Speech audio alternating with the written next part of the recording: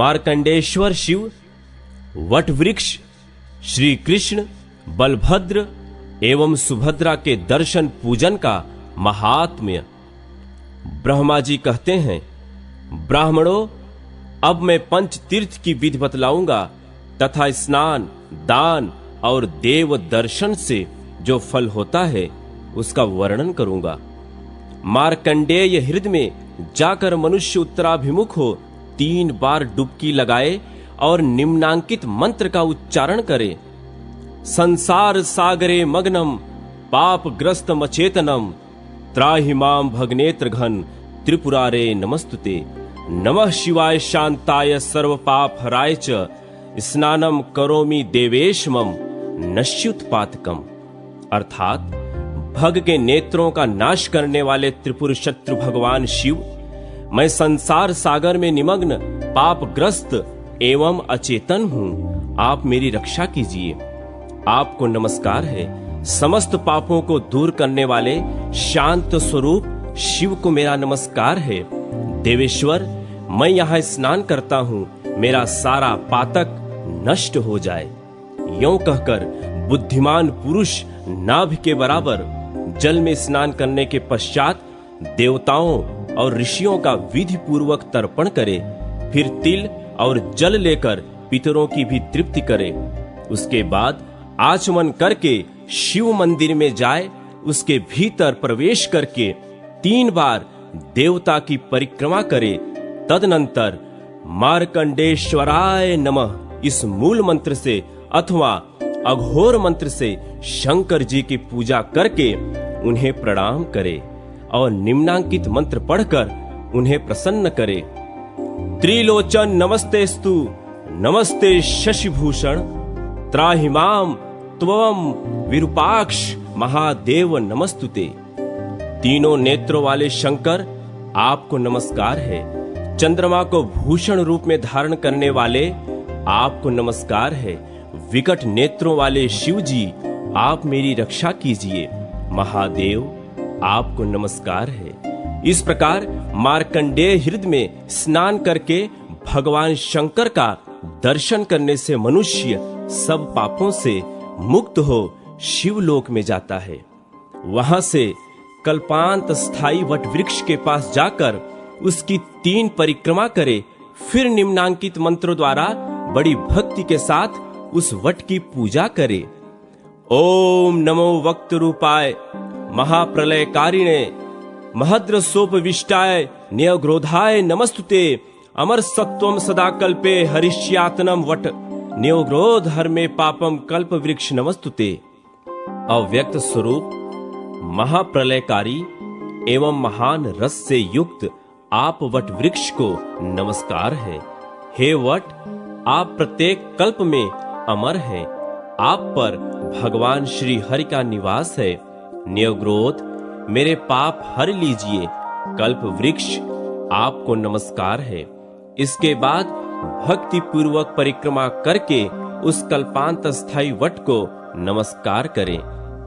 ऐसा करने वाला मनुष्य केंचुल से छूटे हुए सर्प की भांति सहसा पापों से मुक्त हो जाता है। उस वृक्ष की छाया में पहुंच जाने पर मनुष्य ब्रह्म हत्या से भी मुक्त हो जाता है। फिर अन्य पापों की बात ही क्या है।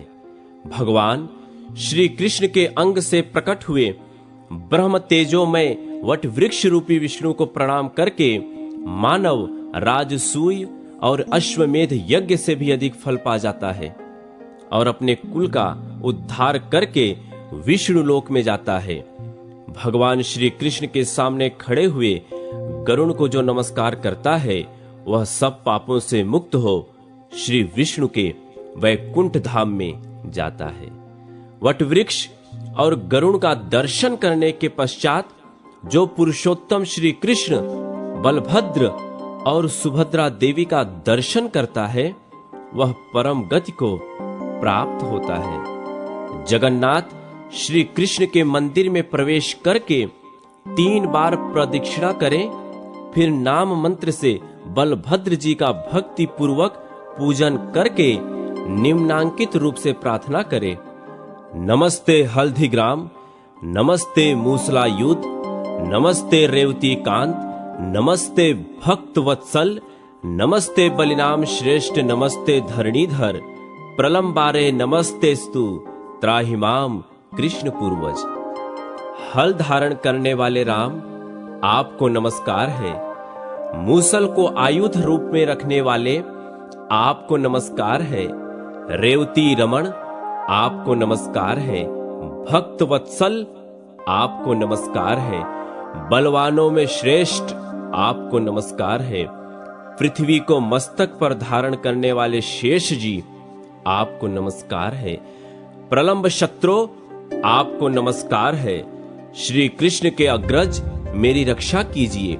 इस प्रकार कैलाश शिखर के समान आकार और चंद्रमा से भी कमनीय मुख वाले, नील वस्त्रधारी, देव पूजित, अनंत, अजेय, एक कुंडल से विभूषित, फणों के द्वारा विकट मस्तक वाले महाबली हलधर को प्रसन्न करें। बलराम जी की पूजा के पश्चात विद्वान पुरुष एकाग्र चित्त हो द्वादशाक्षर मंत्र ओम नमो भगवते वासुदेवाय से भगवान श्री कृष्ण की पूजा करें। जो द्वादशाक्षर मंत्र के द्वारा भक्ति पूर्वक सदा भगवान पुरुषोत्तम की पूजा करते हैं, वे मोक्ष को प्राप्त होते हैं।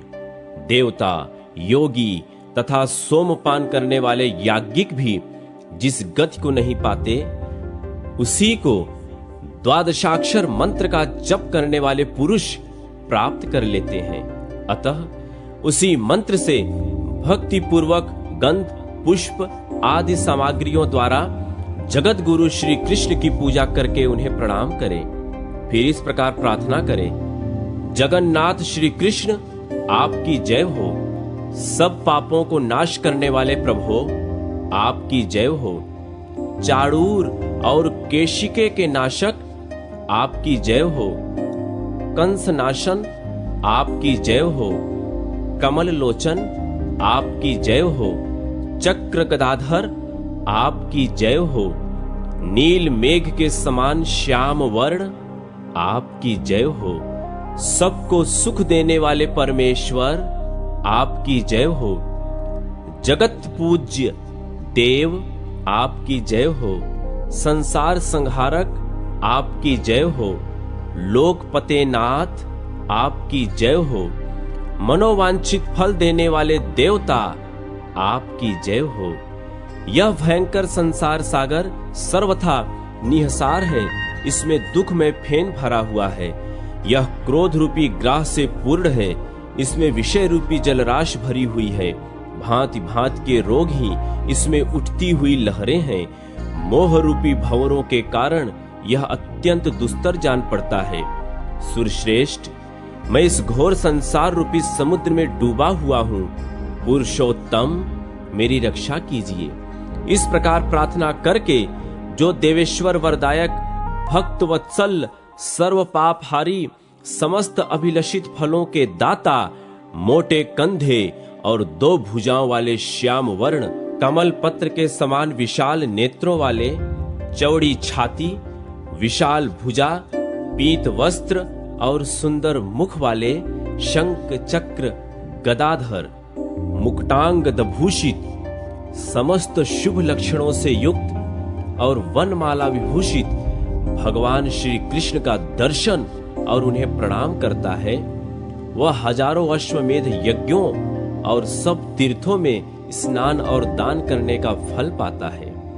संपूर्ण वेद, समस्त यज्ञ, सारे दान, व्रत, नियम, उग्र तपस्या और ब्रह्मचर्य के सम्यक पालन से जो फल मिलता है, वही भगवान श्री कृष्ण के दर्शन और वंदन से प्राप्त होता है। शास्त्रोक्त आचार का पालन करने वाले गृहस्थ को वनवास के नियमों का पालन करने से, वानप्रस्थ को और शास्त्रोक्त रीत से सन्यास धर्म का पालन करने पर सन्यासी को जो फल प्राप्त होता है, वही श्री कृष्ण का दर्शन और उन्हें प्रणाम करने वाला मनुष्य प्राप्त कर लेता है। भगवत दर्शन के महात्म के संबंध में अधिक कहने की क्या आवश्यकता। भगवान श्री कृष्ण का भक्ति पूर्वक दर्शन करके मनुष्य दुर्लभ मोक्ष तक प्राप्त कर लेता है। तत्पश्चात भक्तों पर स्नेह रखने वाली सुभद्रा देवी का भी नाम मंत्र से पूजन करके उन्हें प्रणाम करें और हाथ जोड़कर निम्नांकित रूप से प्रार्थना करें। नमस्ते सर्वगे देवी नमस्ते शुभ सौख्य दे, त्राहि माम पद्मपत्राक्षी कात्यायनी नमोस्तुते। देवी, तुम सर्वत्र व्याप्त रहने वाली और शुभ सौख्य प्रदान करने वाली हो, तुम्हें बारंबार नमस्कार है। पद्म पत्र के समान विशाल नेत्रों वाली कात्यायनी, मेरी रक्षा करो, तुम्हें नमस्कार है। इस प्रकार संपूर्ण जगत को धारण करने वाली लोकहितकारिणी, वरदायिनी एवं कल्याणमयी बलभद्र भगिनी सुभद्रा देवी को प्रसन्न करके मनुष्य इच्छानुसार गति से चलने वाले विमान के द्वारा श्री विष्णु के वैकुंठ धाम में जाता है।